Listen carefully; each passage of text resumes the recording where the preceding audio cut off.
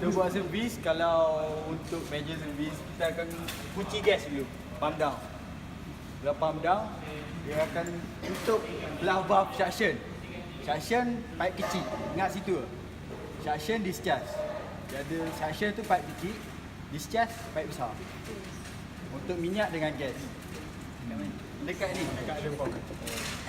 Ini bila dia jadi beku macam ni, maksudnya tak ada gas tu.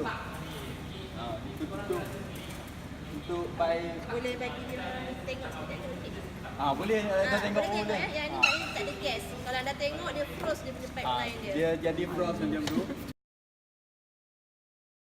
Pipe kecil yang frost. Pipe mana?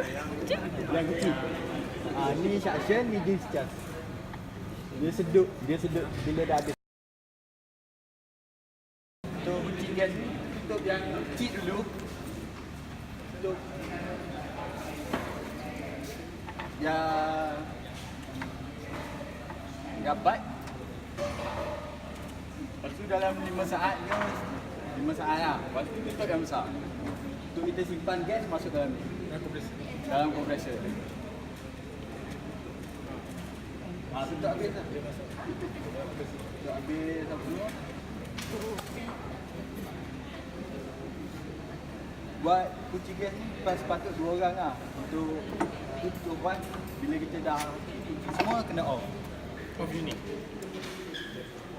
Sebab tak nak biar kompresor hidup, kadang-kadang valve kunci dia jadi rosak lah gitu.